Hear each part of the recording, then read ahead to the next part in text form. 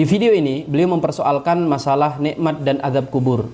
Meskipun dengan bahasa bercabang, tidak membenarkan, tidak menyalahkan, tetapi kalimat tersebut tidak bisa dipahami kecuali beliau minimal meragukan tentang adanya nikmat dan siksa kubur. Antara pro dan kontra bahwa ada enggak siksa kubur itu.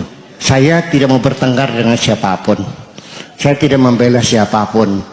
Kalaupun ada orang mengatakan tidak ada siksa kubur, oke deh. Kata mereka itu hanyalah sebagai mimpi.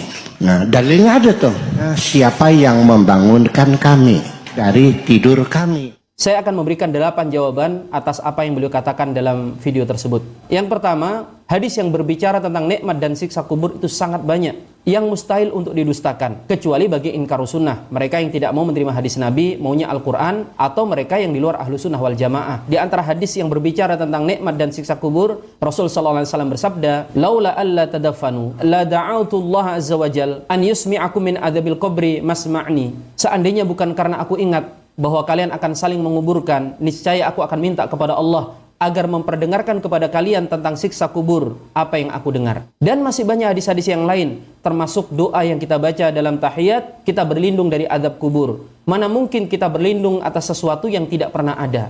Yang kedua, siapa bilang tidak ada ayat Al-Quran yang berbicara tentang nikmat dan siksa kubur? Misalnya firman Allah Subhanahu wa taala, "Wala taqulu liman yuqtalu fi sabilillahi amwat, bal ahya'u walakin la tash'urun." Para ulama menjelaskan dalam tafsirnya, kehidupan yang dimaksud dalam ayat ini adalah nikmat kubur yang dirasakan oleh orang-orang yang beriman. Kemudian Al-Imam Bukhari mencantumkan surah Al-An'am ayat 93 di bab yang beliau berikan judul bab majaa fi adzabil qabr, bab yang berbicara tentang azab kubur. Yang ketiga, banyak masalah dalam agama kita ini yang tidak disebutkan secara tegas dalam Al-Quran. Semisal syafaatnya Nabi SAW, meniti sirat, kemudian bahkan termasuk perintah agama, sholat 5 waktu, itu ditegaskan dalam banyak hadis-hadis Nabi, tetapi tidak disebutkan secara tegas dalam ayat Al-Quran. Apakah hendak kita tolak juga? Yang keempat, beliau dan orang-orang yang menolak tentang adanya nikmat dan siksa kubur ini berdasarkan tafsir ngawur atas sebuah ayat. Qalu ya wailana man ba'asana mim marqadina hada. Para ulama dalam tafsirnya telah menjelaskan tentang makna marqadina. Imam Al-Qurtubi misalnya menyatakan bahwa yang dimaksud tidur di situ adalah tidur setelah tiupan sangkakala yang pertama. Sedangkan Ibnu Katsir menjelaskan bahwa ayat tersebut tidaklah menafikan adanya nikmat dan azab kubur, karena kehidupan di alam kubur itu hanya seperti sekejap saja bila dibandingkan dengan kehidupan yang ada di depannya berupa kehidupan akhirat. Yang kelima, para ulama telah ijma tentang masalah ini. Seluruh ulama ahlu sunnah wal jamaah, khususnya ulama-ulama akidahnya, bersepakat bahwa nikmat dan siksa kubur itu adalah sesuatu yang harus diyakini oleh seorang muslim.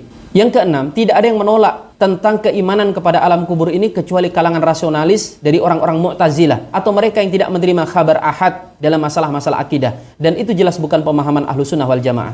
Yang ketujuh, mereka menolak adanya nikmat dan siksa kubur karena dianggap tidak logis. Orang di dalam kuburannya itu tidak ada apa-apa. Padahal jika kita berbicara logika, kita menerima fakta bahwa sesuatu yang menyenangkan dan menyiksa itu tidak selalu nampak dalam bentuk fisik. Makanya kan kita kenal istilah sakit tapi tidak berdarah.